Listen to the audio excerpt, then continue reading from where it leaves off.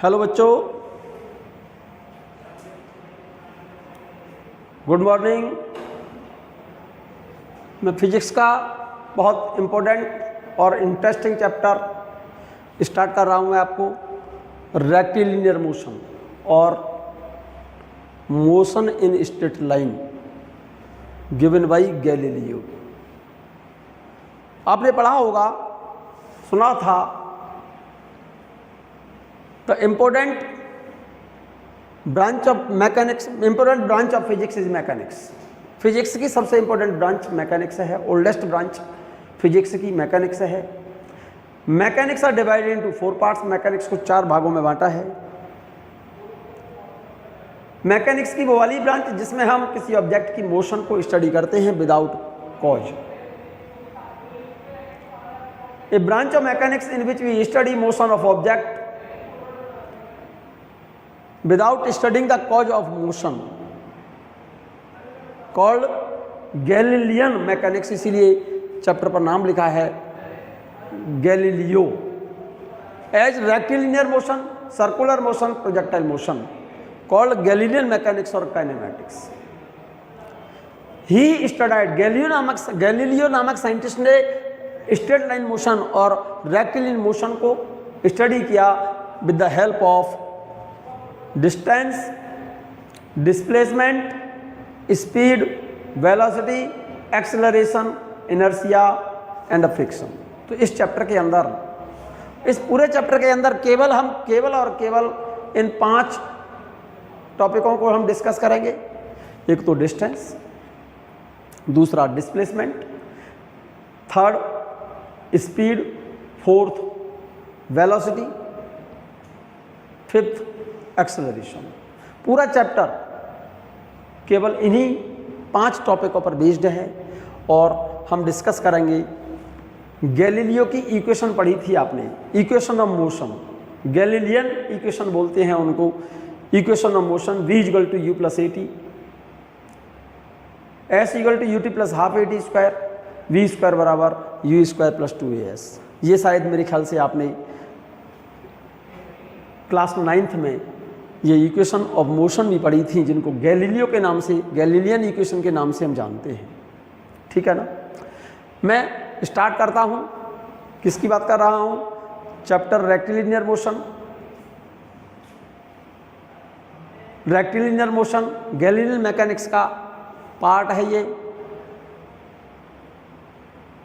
Rectilinear motion studied with the help of distance, displacement, speed, velocity, acceleration.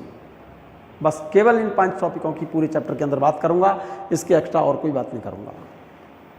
मैं बात कर रहा हूं बेटा डिस्टेंस की। किसकी बात कर रहा हूं मेरे बच्चे? डिस्टेंस की बात कर रहा हूं। What is the meaning of distance? It is the total length of the path travelled by a body in a given interval of time. क्या? It is the total length of the path traveled by a body in a given time. It is scalar quantity. Its unit is meter. क्या लिखा आपने? It is the total length of the path traveled by a body. It is the total length of the path traveled by a body in a given time. It is scalar quantity. Its unit is meter. जैसे हमने कहा, ध्यान दीजिए मेरी बात पर, जैसे कोई बॉडी यहाँ से चली, मैं डिस्टेंस की बात कर रहा हूँ। जैसे कोई बॉडी यहाँ से चली पॉइंट ए से, और ए से चल करके बॉडी मान लो बी तक गई। ये जो लंबाई चली है मान लो 2 मीटर चली। ए से चल करके बी तक पहुँची बॉडी, बी से चल करके मान लो सी तक पहुँची। पहले बॉडी गई ए से बी तक 2 मीटर, फिर बी से चल करके बॉडी आई है सी पर, मान लो ये 1 मीटर, फिर बॉडी सी से चल करके डी तक पहुंच गई, मान लो ये 4 मीटर। तो from A to D total distance कितनी हो गई बॉडी की? इसीलिए एक लाइन लिखी है, it is the total length of the path, total length of the path travelled by a body in given a interval of time it is scalar quantity, its unit is metre. तो यहाँ पर total length कितनी हो गई, 2 metre plus 1 metre plus 4 metre, कितनी हो गई, 6 metre हो गई, 7 मीटर, 6 7 हो गई, 2 metre 1 metre 4 metre, total length कितनी हो गई, 7 मीटर हो गई। ठीक है ना। डिस्प्लेसमेंट क्या है बेटा, it is the shortest distance, it is the shortest distance, shortest लिख देना यहां पर shortest, it is the shortest distance travel by body in between initial and final position, it is vector quantity and its unit is metre. It is the shortest distance between initial and final position of the body. It is a vector quantity. Its unit is meter. तो यहीं पर देखिएगा, जैसे पहले body चली A से B तक, कितनी लंबाई चली, 2 मीटर। B से चली बॉडी C तक 1 मीटर, C से चली बॉडी D तक कितनी मीटर, 4 मीटर। तो टोटल लंबाई कितनी चली, टोटल लेंथ कितनी चली A से D तक, total length travel by body in given time is called distance. तो यहाँ पर डिस्टेंस हो गई 2 + 1 + 4, कितना हो गया, टोटल डिस्टेंस हो गई 7 मीटर। डिस्प्लेसमेंट क्या हुआ, it is the shortest distance between initial and final position of the body. Initial position ये रही, फाइनल पोजीशन ये रही, तो ये डिस्टेंस, ये ए से इनिशियल से फाइनल पोजीशन के बीच की ये वाली डिस्टेंस, ये वाली डिस्टेंस क्या कहलाएगा, ये कहलाएगा डिस्प्लेसमेंट।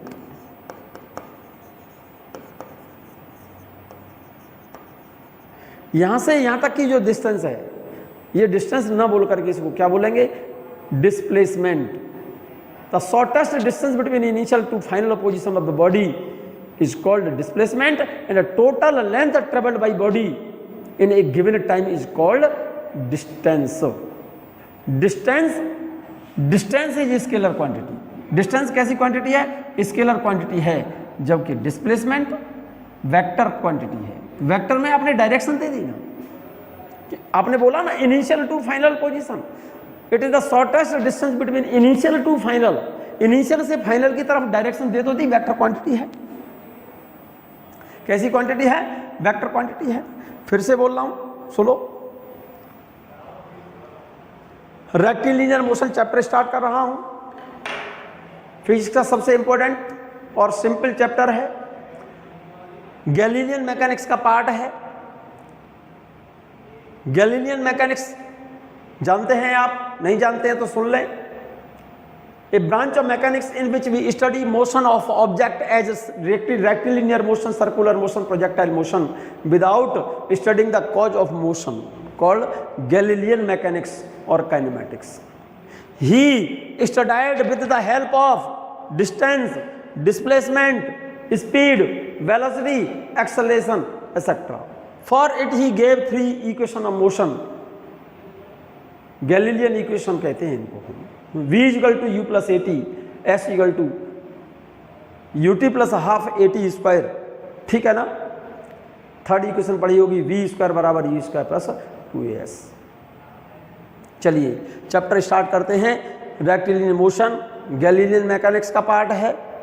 रेक्टिलिनियर मोशन को गैलीलियो ने किसकी हेल्प से स्टडी किया, डिस्टेंस की हेल्प से, डिस्प्लेसमेंट, स्पीड, वेलोसिटी, एक्सेलरेशन। मैं बात कर रहा हूं डिस्टेंस की। It is the total length of the path travel by a body in a given time, it is a scalar quantity, its unit is metre. मैं बात कर रहा हूं डिस्प्लेसमेंट की। It is the shortest distance. कौन सी distance बच्चों, it is the shortest distance. It is the shortest, shortest word आप नोट कर दें, ऐड कर दें यहां पर। इट इज द शॉर्टेस्ट, यहां पर नोट कर दें बच्चों।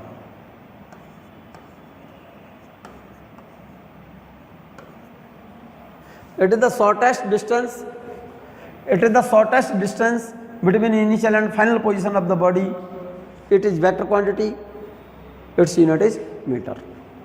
फॉर एग्जाम्पल देखिएगा, जैसे हम बात करें बच्चों आपसे,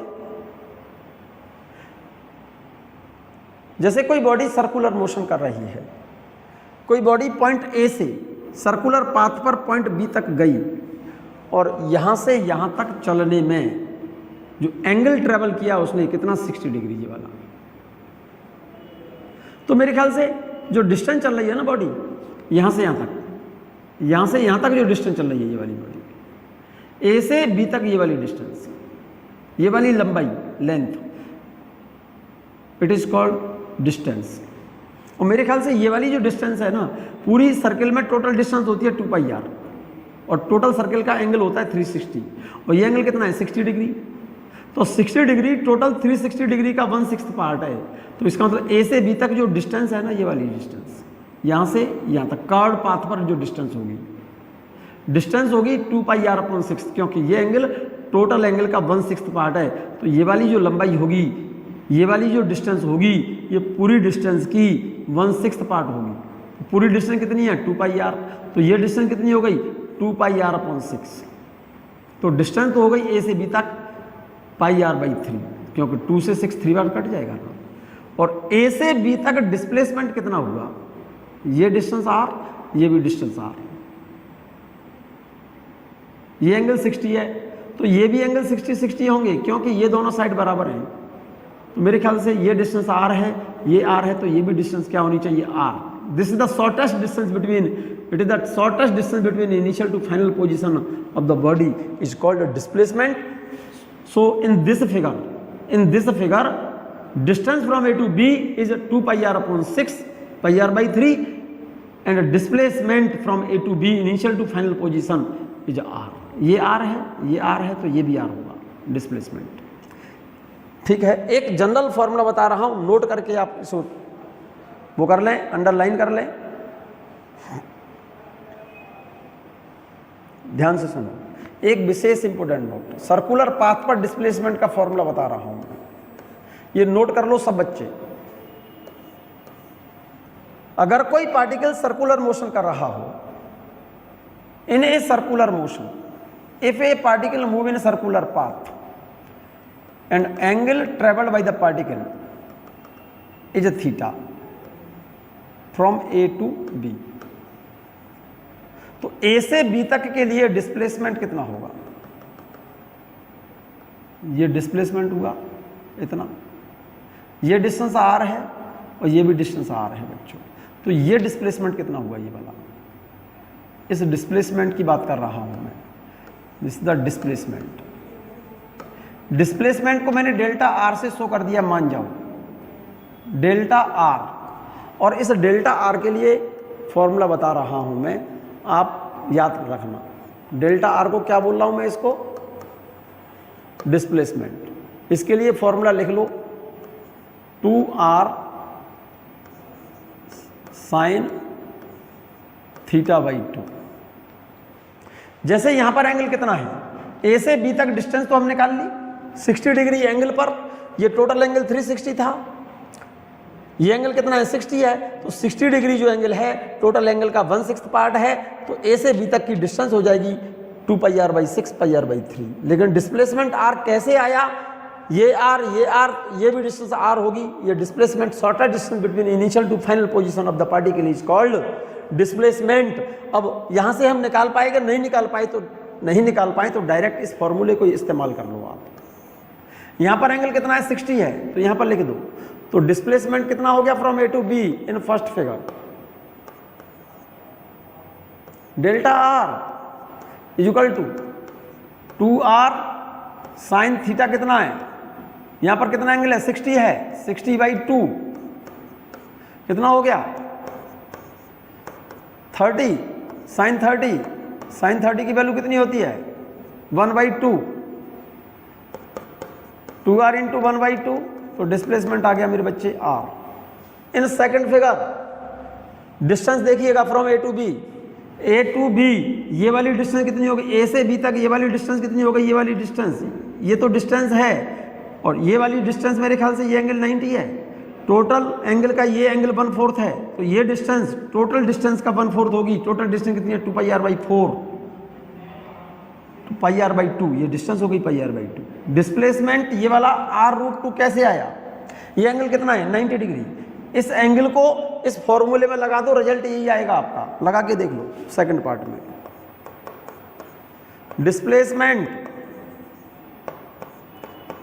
delta R is equal to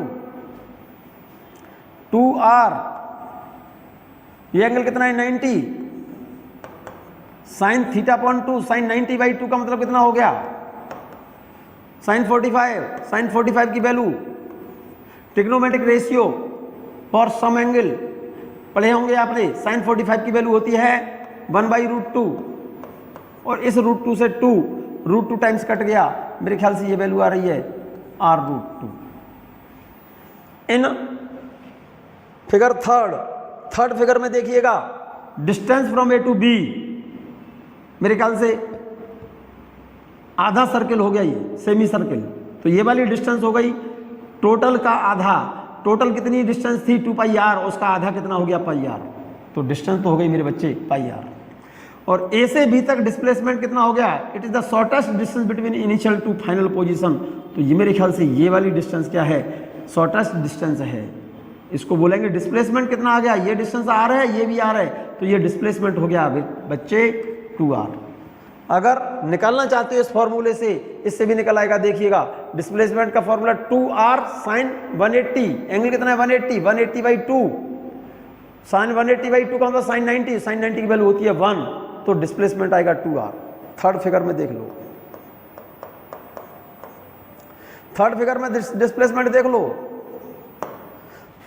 delta r is equal to 2r sine theta की जगह पर क्या लिखूंगा 180/2, 180/2 का मतलब कितना होता है साइन 90, साइन 90 डिग्री की वैल्यू होती है 1, तो 2r × 1 2r हो गया ना, तो इसका मतलब इस वाले में डिस्प्लेसमेंट 2r हो गया। In figure fourth, a particle move complete one circle, A से गया और लौटकर ए पर ही आ गया, यही तो इनिशियल पॉइंट है, ए पॉइंट यही इनिशियल है और यहीं पर पॉइंट बी फाइनल पॉइंट है, यहीं पर पॉइंट कौन सा है फाइनल पॉइंट है। पार्टिकल यहां से चला, ए से चला, चल करके यहीं पर वापस आ गया यहाँ पर, तो टोटल एंगल कितना चला 360, टोटल एंगल कितना चला 360, तो जहां से चला वहीं पर लौट आया, टोटल डिस्टेंस कितनी हो गई 2πr, total distance 2πr। Displacement initial point भी वही है, फाइनल पॉइंट भी वही है, डिस्प्लेसमेंट 0 हो गया, 360 एंगल हो गया। अगर इस वाले फॉर्मूले से निकालना चाहते हो तो इससे भी निकल आएगा, टोटल 360/2 साइन 180, साइन 180 की वैल्यू 0 होती है, तो फोर्थ पार्ट में डिस्प्लेसमेंट कितना हो गया मेरे बच्चे, delta r is equal to 2r sine 180, sine 180 की वैल्यू होती है 0, 2r × 0, डिस्प्लेसमेंट कितना आ गया मेरे बच्चे 0। ये बात क्लियर है। अब जरा ध्यान से देखो, पहले फिगर में देखिएगा डिस्टेंस ये रही, डिस्प्लेसमेंट ये रहा, मेरे ख्याल से डिस्टेंस ज़्यादा है डिस्प्लेसमेंट से। इस फिगर में देखो डिस्टेंस ज़्यादा है डिस्प्लेसमेंट से, इस फिगर में देखो यहाँ भी डिस्टेंस ज़्यादा है डिस्प्लेसमेंट से, यहाँ भी डिस्टेंस ज़्यादा है क्योंकि डिस्प्लेसमेंट तो 0 है। इसका मतलब ये हो गया डिस्टेंस इन सर्कुलर पाथ पर अगर कोई बॉडी चलती है तो उस केस में डिस्टेंस ज्यादा होगी, किससे डिस्प्लेसमेंट से। So displacement is less than distance, it means ratio of displacement and distance, displacement कम है, डिस्टेंस ज्यादा है, तो डिस्प्लेसमेंट और डिस्टेंस का रेशियो लेस देन और इक्वल टू 1। अरे स्ट्रेट लाइन में तो इक्वल टू 1 हो जाएगा। अगर पार्टिकल स्ट्रेट लाइन में चलता, मैं कह रहा हूं पार्टिकल अगर पार्टिकल ए से चला बी तक पहुंचा, ये पॉइंट ए और ये पॉइंट बी,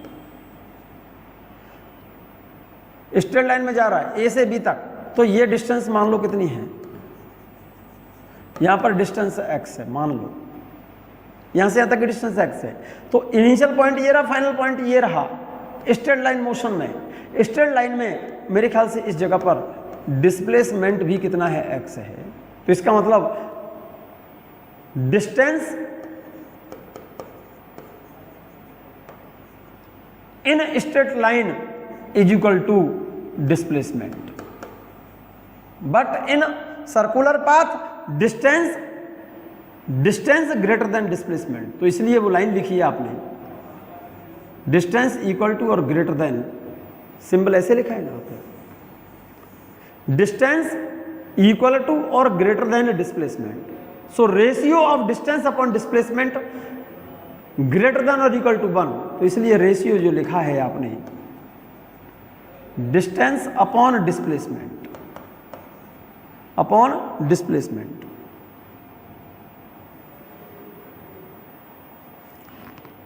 मैंने कहा डिस्टेंस स्ट्रेट लाइन में अगर चल रहे हैं तो यही तो डिस्टेंस है और यही डिस्प्लेसमेंट है, तो यहां पर डिस्टेंस और डिस्प्लेसमेंट बराबर हो गया। But in circular path distance always greater than displacement. So आपने एक लाइन लिखी है, डिस्टेंस ग्रेटर देन और इक्वल टू डिस्प्लेसमेंट। या तो हम ऐसे लिख दो, डिस्टेंस अपॉन डिस्प्लेसमेंट कर दो, डिस्टेंस और डिस्प्लेसमेंट को नीचे ले आओ, डिस्प्लेसमेंट ग्रेटर देन और इक्वल टू 1, और हम ऐसे लिख दें डिस्प्लेसमेंट और डिस्टेंस का रेशियो क्या होगा, लेस देन और इक्वल टू 1। क्लियर है ये बात? डिस्टेंस ग्रेटर देन और इक्वल टू डिस्प्लेसमेंट, या ऐसे कहो डिस्प्लेसमेंट लेस देन और इक्वल टू डिस्प्लेसमेंट डिस्टेंस। इसका मतलब ratio of distance and displacement greater than equal to 1, या उल्टा लिखें अगर हम डिस्प्लेसमेंट और डिस्टेंस का रेशियो लिखेंगे तो लेस देन और इक्वल टू 1। ये बात क्लियर है या नहीं है? क्लियर, क्लियर है। मैं बात कर रहा हूं मेरे बच्चे स्पीड की, मैं बात कर रहा हूं काय की बेटा? स्पीड की। It is the distance travel by a body per second. Speed की बात कर रहा हूं, स्पीड की बात कर रहा हूं मेरे बच्चे। It is the distance, speed की बात कर रहा हूं बेटा।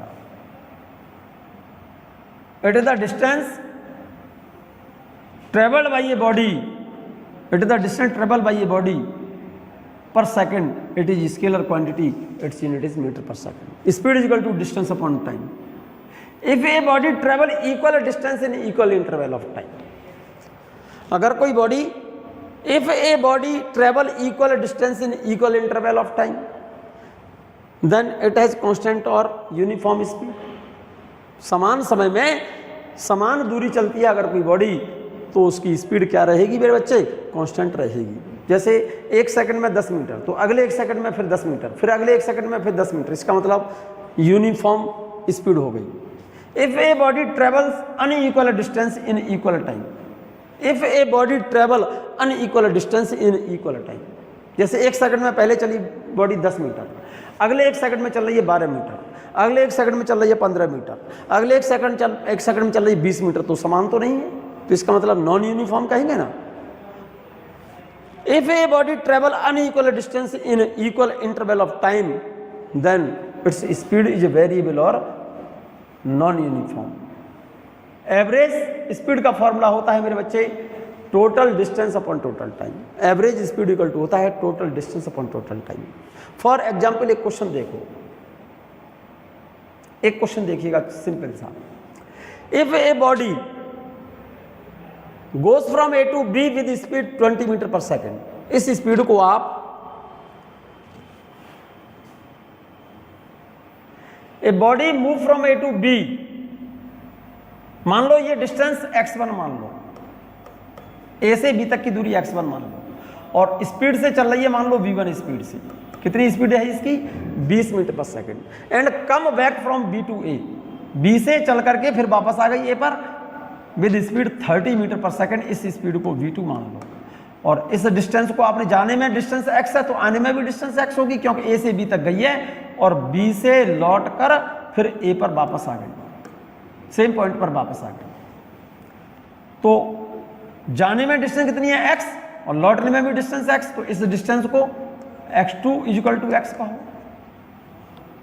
Find out the average speed, find out the average speed. Average speed का फॉर्मूला क्या है? Total distance upon total time. मान लो जाने का समय t1 लग रहा है और आने का समय t2 है। जाने में समय t1, आने में समय t2, मान लो इस टाइम को t2। तो एवरेज स्पीड कैसे निकालेंगे? एवरेज स्पीड का एक ही फॉर्मूला है, total distance upon total time. तो जाने में डिस्टेंस कितनी है? x1, एनिमेटेड डिस्टेंस कितनी है x2, वैल्यू बाद में रख लेना, x1 x2 की वैल्यू कितनी है ये बात अलग है। भाई x1 मुझे पता है, v1 मालूम है, तो जाने का समय t1 निकल आएगा। t1 बराबर क्या लिखूंगा, स्पीड का फॉर्मूला होता है speed is equal to distance upon time, distance upon time, that is speed is equal to distance s upon t। तो t बराबर क्या हो जाएगा, टाइम को इधर ले लो, स्पीड को इधर ले लो, is equal to distance upon speed. तो t1 बराबर क्या हो गया, यहां से डिस्टेंस कितनी है x1 अपॉन स्पीड कितनी है v1, तो t2 कितना हो जाएगा x2 अपॉन v2। ये वैल्यू x1 कितनी है x, v1 कितनी है 20, x2 कितनी है x, v2 कितनी है 30। ये वैल्यू t1 की वैल्यू ये लेना, t2 की वैल्यू ये लेना, x1 की वैल्यू ये लेना, x2 की वैल्यू भी यही लेना, फॉर्मूले में लगा दो। टोटल डिस्टेंस कितनी होगी x1 plus x2 upon t1 plus t2, x1 plus x2, x1 plus x2 ये डायरेक्ट लिख दिया, t1 की जगह पर x1 बाई v1, t2 की जगह पर x2 by v2 equal to x1 की जगह पर x, x2 की जगह पर x, x1 की जगह पर x अपॉन v1 की जगह पर 20, x2 की जगह पर x और v2 की जगह पर 30। मेरे ख्याल से यहाँ से x लेके कॉमन लेके कट गया, तो रिजल्ट आ जाएगा x से x कैंसिल, एलसीएम ले लो, सॉल्व कर लो, वैल्यू आ जाएगी 24 मीटर पर सेकेंड। आराम से नोट कर लो, ध्यान से नोट कर लो इसे, क्लियर है। एक मैं इंपॉर्टेंट बात बोल रहा हूं, special note, the speed at a particular time of a body is called instantaneous speed. The speed of a body at a particular time is called instantaneous speed. Speedometer in vehicles measured always instantaneous speed. जो vehicles में वाहन जो होते हैं, चलाते हैं जो वाहन, हम स्कूटर है, बाइक है, कार है, बस है, ट्रक है, उनमें जो स्पीड को बताने वाले जो मीटर होते हैं उनको स्पीडोमीटर कहा जाता है। क्या बोलते हैं बेटा, speedometer. The speed at a particular time is called instantaneous speed. तो वाहनों में जो स्पीड को नापने के लिए जो मीटर लगे होते हैं उनको स्पीडोमीटर कहा जाता है। और स्पीडोमीटर हमेशा क्या नापते हैं बेटा, इंस्टेंटेनियस स्पीड। किसी पर्टिकुलर टाइम पर, किसी भी समय पर किसी बॉडी की जो स्पीड होती है उस स्पीड को इंस्टेंटेनियस स्पीड कहते हैं। और स्पीडोमीटर जो वाहनों में लगे होते हैं उनको क्या बोलते हैं बेटा, हम इंस्टेंटेनियस स्पीड। वो मीटर जो लगे होते हैं स्पीडोमीटर होते हैं, और स्पीडोमीटर हमेशा क्या बताते हैं, इंस्टेंटेनियस स्पीड बताते हैं। मैं बात कर रहा हूं वेलोसिटी की, मैं बात कर रहा हूं वेलोसिटी की। काय की बात कर रहा हूं मेरे बच्चे, वेलोसिटी की बात कर रहा हूं। वेलोसिटी की, वेलोसिटी का फॉर्मूला है, डायरेक्ट देख लो velocity, it is the rate of change of displacement, it is a vector quantity, its unit is metre per second. Velocity को देखो जरा ध्यान से, क्या लिखा है, it is the rate of change of displacement, it is vector quantity, इसमें direction होगी मेरे बच्चे, and its unit is metre per second. इसका फॉर्मूला होता है वेलोसिटी का delta S upon delta T. Delta S को लिख सकता हूं मैं s2 minus s1 upon t2 minus t1 metre per second. और डिफरेंशियल फॉर्म में लिखें for small change of displacement and time, तो डेल्टा एस को ds लिखा जाता है, डेल्टा टी को dt लिखा जाता है। So velocity, formula for velocity in a differential form, differential form में वेलोसिटी का formula ds upon dt, it's unit is metre per second. ठीक है ना, ये बात क्लियर है, ये बात क्लियर है। मैं बात कर रहा हूं बेटा, ध्यान से सुनिएगा। If a body moves in forward direction, if a body moves in forward direction, आपने लिखा है if a body moves in forward direction, आगे की तरफ जा रही है body, then its velocity is positive. क्यों वेलोसिटी पॉजिटिव क्यों होगी? फॉरवर्ड डायरेक्शन में वेलोसिटी का फॉर्मूला क्या है?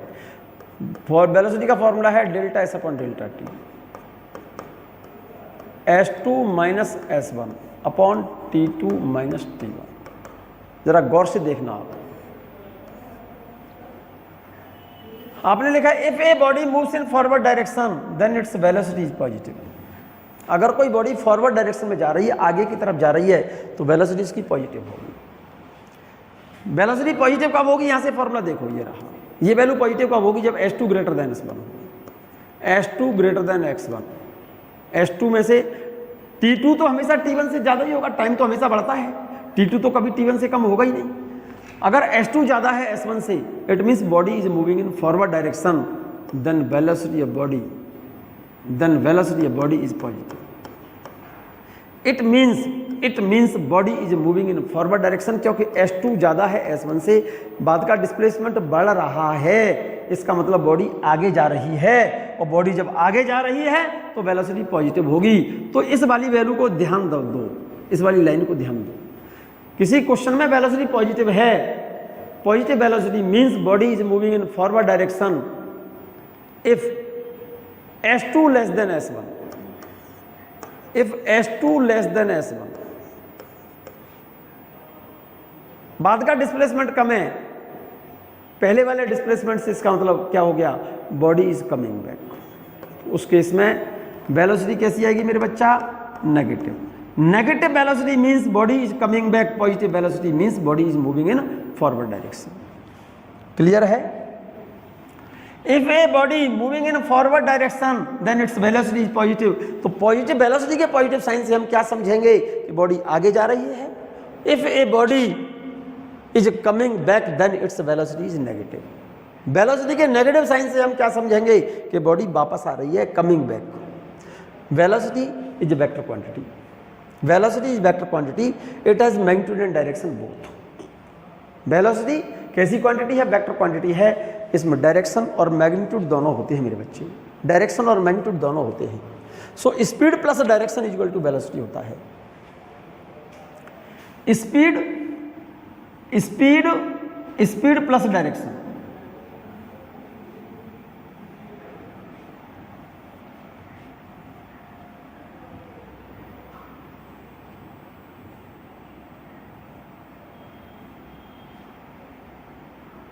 चलिए ध्यान दीजिए, speed plus direction is equal to velocity. Speed का मतलब मैग्नीट्यूड, डायरेक्शन का मतलब डायरेक्शन होता है। वेलोसिटी में मैग्नीट्यूड भी होगा और वेलोसिटी में डायरेक्शन भी होगा। Speed plus direction is equal to velocity.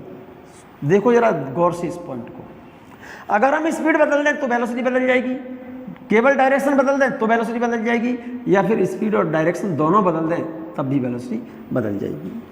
जरा गौर से देखो मैं क्या बोलना चाह रहा हूं। If speed of body changes और डायरेक्शन ऑफ बॉडी चेंजेस और both speed and direction changes then velocity of the body will change. लिख दिया नीचे, if speed of a body change, या तो स्पीड बदले तब वेलोसिटी बदल गई, और its direction of motion change, इसके चलने की डायरेक्शन बदल जाएगी तब भी वेलोसिटी बदल जाएगी, और बोथ स्पीड भी बदले और डायरेक्शन भी बदले तब भी वेलोसिटी बदल जाएगी। कैसे बदल जाएगी अब ये समझो, जरा देखो यहां से।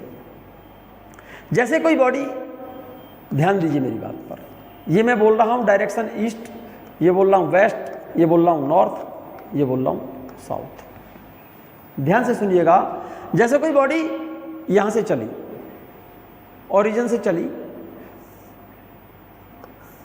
इस पॉइंट को मैं ए कह रहा हूं, इसको पॉइंट को बी कह रहा हूं। डायरेक्शन ए से बी की तरफ है और यहां पर बॉडी चल रही है 5 मीटर पर सेकंड की स्पीड से। बी से सी तक बॉडी गई, यहां से 5 मीटर पर सेकंड चली और बी से सी तक पहुंची मान लो 7 मीटर पर सेकंड से।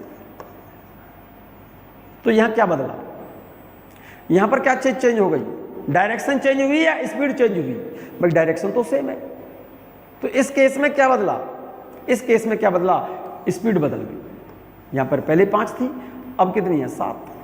डायरेक्शन क्या है, सेम है, तो स्पीड बदल गई कि नहीं बदल गई? क्योंकि इस वाले ए से बी तक तो इस वेलोसिटी कितनी है, 5 metre per second towards east. B से सी तक कितनी है, 7 metre per second towards east. तो क्या बदला इसमें, डायरेक्शन तो ए से बी तक भी ईस्ट है और बी से सी तक भी ईस्ट है, लेकिन ए से बी तक स्पीड कितनी है 7 मीटर पर सेकंड और बी से सी तक डायरेक्शन तो ईस्ट ही है, डायरेक्शन तो वही है, लेकिन स्पीड कितनी है 7। तो या तो स्पीड बदले, डायरेक्शन न बदले तब वेलोसिटी बदल गई। तो इस केस में ए से बी तक वेलोसिटी कितनी है 5 metre per second towards east और बी से सी तक वेलोसिटी कितनी है 7 metre per second towards east. दूसरा पॉइंट समझो, अगर स्पीड से में डायरेक्शन बदले, जैसे मैं ये कह रहा हूं जैसे कोई बॉडी ए से बी तक गई 5 मीटर पर सेकंड की स्पीड से, ये ईस्ट की तरफ है, ए से बी तक टुवर्ड्स ईस्ट। मान लो बी से सी तक गई, मान लो ये पॉइंट सी माने ले रहा हूं मैं, और यहां पर गई 5 मीटर पर सेकंड की स्पीड से। तो जरा गौर से देखो, A to B, body move from A to B 5 metre per second towards east, B to C 5 metre per second towards north. ये तो ईस्ट हो गया और ये नॉर्थ हो गया, ये नॉर्थ। ए से बी तक जा रही है बॉडी 5 मीटर पर सेकंड से, ए से बी तक, और बी से सी तक जा रही है 5 मीटर पर सेकंड की स्पीड से। तो इसका मतलब ए से बी और बी से सी क्या सेम है, स्पीड सेम है, लेकिन ए से बी तक यहां पर ईस्ट की तरफ है और बी से सी तक यहां क्या है, नॉर्थ की तरफ है। तो यहां पर क्या बदला, स्पीड सेम है, इस वाले में केस में डायरेक्शन बदल गई तब भी वेलोसिटी बदल गई, क्योंकि इसमें डायरेक्शन बदल गई तो वेलोसिटी बदल गई। और या फिर दोनों बदल जाए।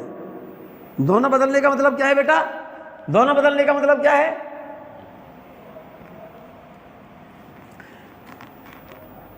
स्पीड बदले तो वेलोसिटी बदलेगी, डायरेक्शन बदले तो वेलोसिटी बदलेगी, और स्पीड और डायरेक्शन दोनों चेंज हो जाएं। जैसे कोई बॉडी चली ए से बी तक 5 मीटर पर सेकंड की स्पीड से ईस्ट की तरफ, बी से चली सी तक 10 मीटर पर सेकंड की स्पीड से, तो यहां क्या बदल गई, टुवर्ड्स नॉर्थ। तो यहां पर क्या बदला, डायरेक्शन ही बदली और वैल्यू भी बदल गई, यहां 5 है यहां पर 10 है, स्पीड भी बदली और यहां पर डायरेक्शन ही बदली, तब भी वेलोसिटी बदल गई। तो मैं कहना केवल इतना सा चाहता हूं, या तो स्पीड बदले तब वेलोसिटी बदलेगी, या केवल डायरेक्शन बदले तब वेलोसिटी बदलेगी, या फिर दोनों बदल जाएं तब भी वेलोसिटी बदलेगी। क्लियर है ये बात। If speed of a body change और its direction of motion change और both change, then velocity of the body will change. मैं बात कर रहा हूं, थर्ड पॉइंट इंपॉर्टेंट पॉइंट है, ध्यान से सुनिएगा। If both speed and direction do not change, ना तो स्पीड बदले न डायरेक्शन बदले, ना तो स्पीड बदले न डायरेक्शन बदले, तो वेलोसिटी क्या रहेगी उसकी कांस्टेंट। ना तो स्पीड बदली न डायरेक्शन बदली। थर्ड पॉइंट में देखो,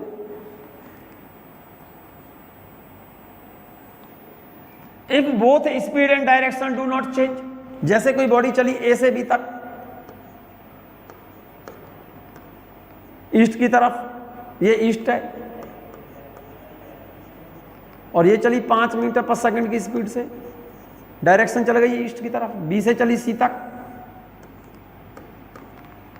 ये भी चली ईस्ट की तरफ ही, और इस बी से सी तक भी स्पीड कितनी है 5 मीटर पर सेकंड। तो यहां पर स्पीड भी सेम है और डायरेक्शन भी सेम है। Then in this case velocity is constant. Velocity कैसी है, यहां पर कांस्टेंट है।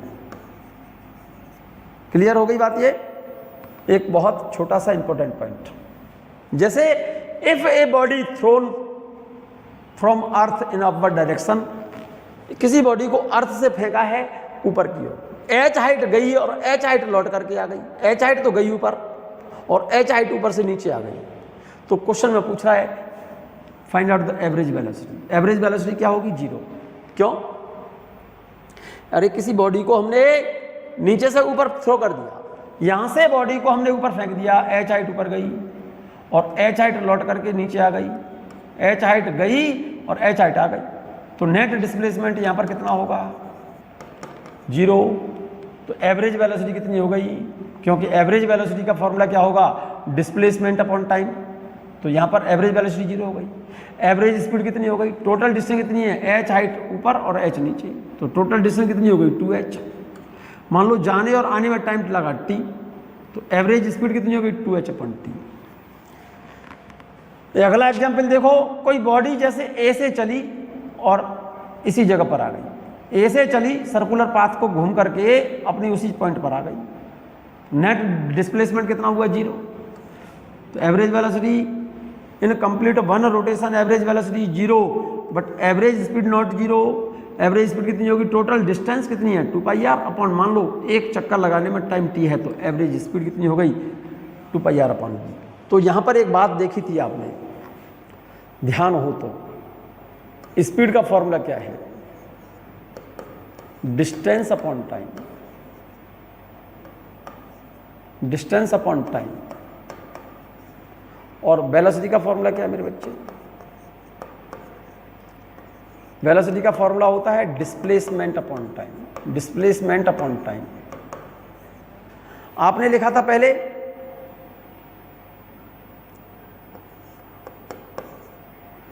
Distance, distance always greater than equal to displacement. यहां पर टाइम सेम है, तो इसको मैं टाइम से डिवाइड कर दूं, इसको टाइम से मैं यहां डिवाइड कर दूं और इधर टाइम से डिवाइड कर दूं, तो ये वाली बात क्या हो गई? स्पीड। तो यहां पर क्या लिखूंगा बेटे बच्चे? Speed is always greater than equal to velocity. इसका मतलब ये हो गया स्पीड और वेलोसिटी का ratio, that is speed, ratio of speed and velocity always greater than और इक्वल टू 1, और उल्टा लिख दो इसका, velocity, ratio of velocity and speed always greater than, always less than और इक्वल टू, लेस देन और equal to 1। इसका उल्टा आएगा ना, ratio of speed and velocity always greater than equal to 1, ratio of velocity and speed is always less than equal to 1। तो इसलिए line लिख दी है, ये रही। एवरेज स्पीड और एवरेज वेलोसिटी का ratio greater than equal to 1। Clear है? द एवरेज वेलोसिटी, बहुत इंपॉर्टेंट पॉइंट है बच्चों, ये नोट, ये जो नोट है बहुत इंपॉर्टेंट नोट है आपका, मोस्ट इंपॉर्टेंट नोट है। फिर से बोल रहा हूं आपसे, ये जो नोट लिख रहा है, ये वाला नोट बहुत काम का और गजब का नोट है, आप ध्यान से सुने सब बच्चे। The average velocity of free electron in a wire in the absence of electric field and the average velocity of gas molecule in a vessel is 0 because displacement is 0। क्या लिखा आपने? the average velocity of electron in a wire in the absence of electric field। जैसे कोई wire है, ये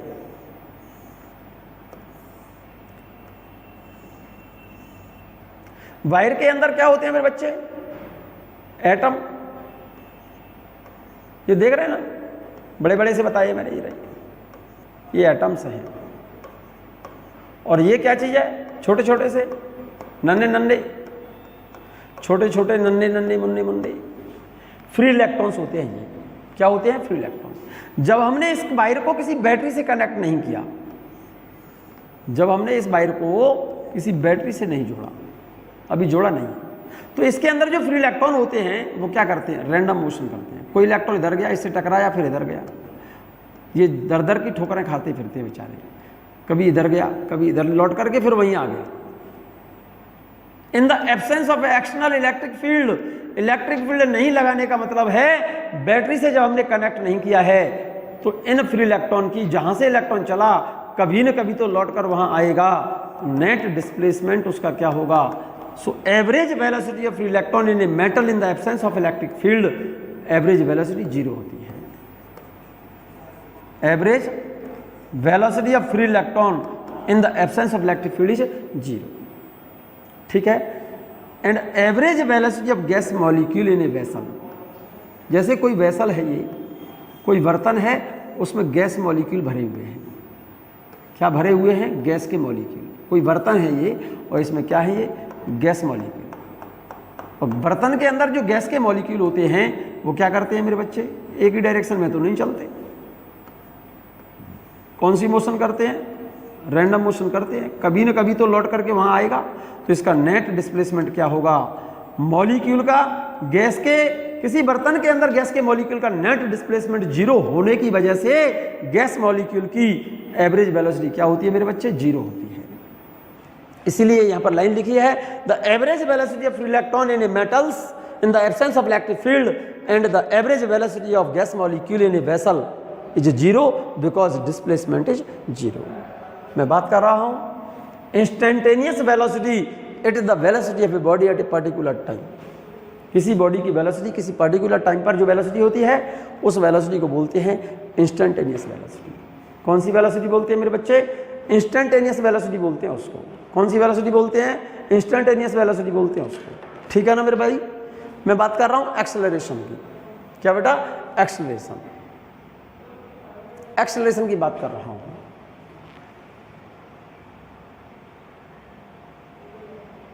it is the rate of change of velocity, it is vector quantity and its unit is metre per second. बहुत famous simple सा formula है acceleration का, change in velocity upon time, delta V upon delta T, v2 minus v1 upon t2 minus t1 metre per second square. सब जानते हैं, इसमें कोई ज़्यादा बताने वाली चीज़ नहीं है।